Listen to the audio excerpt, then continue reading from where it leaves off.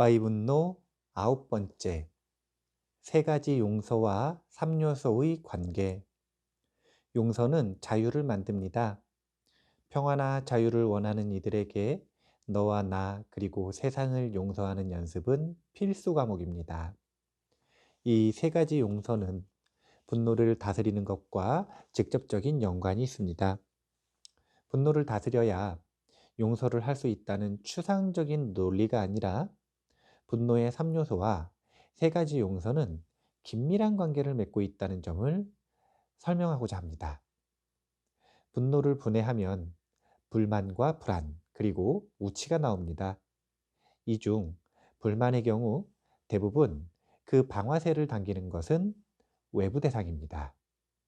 물론 자신에게 불만을 지닌 채 분노하는 경우도 있지만 범부들은 그 고통의 원인을 보통 외부의 가해자에게서 찾습니다.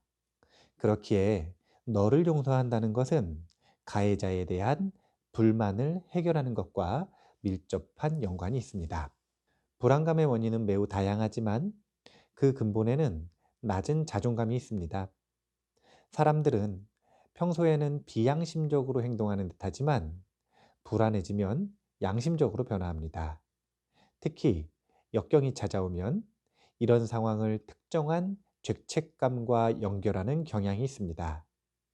예를 들면 넘어져서 다리가 부러졌는데 친구에게 갚지 않은 빚이 생각나는 것입니다. 두 사건 간에 인과관계는 거의 없지만 해결 안 된 죄책감은 지속해서 마음을 불안하게 흔듭니다.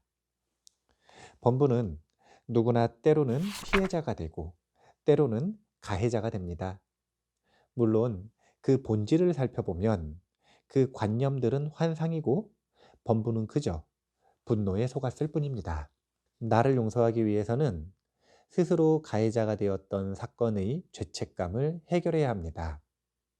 가해자는 악업의 과보를 기다리는 불안감을 지니는데 이것을 해결하면 나를 용서하는데 큰 도움이 됩니다. 정당한 분노가 존재한다는 우치는 넓은 관점에서 볼 때 세상에 대한 비뚤어진 시선을 근본으로 합니다. 이 세상에 부당한 일이 가득하다는 관점은 인과율을 꿰뚫어 보지 못하는 우치로 인해 생겨납니다.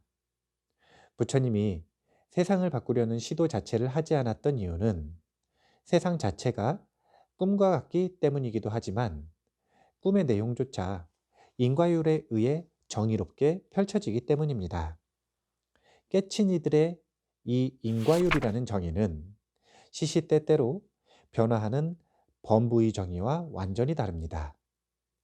세상을 용서하는 것은 이처럼 부당함을 만들어내는 자신의 기준과 집착을 해결하는 것에 직접적인 연관이 있습니다. 이래야 한다는 기준이 부당함을 만든다면 이에 대한 집착의 정도는 부당함을 증폭시킵니다. 이에 속은 범부는 자신의 분노가 정당하다는 강렬한 감정에 눈이 멀어버립니다. 그렇게 자신과 주변 그리고 세상을 상처 입히는 분쟁에 빠지는 것입니다. 불만을 해결하는 것은 조금만 연습하면 충분히 가능합니다. 사실 상대방에 대해 불만을 품고 있다는 것을 발견하기만 해도 이 불만은 어느 정도 다스려지기 시작합니다. 하지만 불안을 해결하는 것은 조금 더 어렵습니다. 오랫동안 곱씹으며 골마버린 감정은 매우 복잡하게 얽혀 있는 것이기에 이로 인한 불안감을 소화하는 과정은 지난할 수밖에 없습니다. 더욱이 우치를 해결하는 것은 전도몽상을 지닌 범부의 관점과 거꾸로 된 진실을 체득하는 것이니 그 난이도는 급격히 올라갑니다.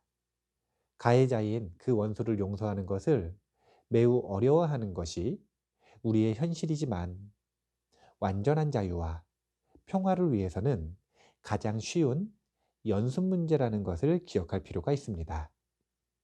조금 쉽게 생각해도 쓸데없는 두려움의 거품을 거둘 수 있기 때문입니다. 그를 용서하기만 해도 삶의 질은 크게 높아질 뿐 아니라 나와 세상을 용서할 수 있는 발판이 됩니다. 우리 모두 함께 분노를 해결하는 길로 나아가기를 희망합니다.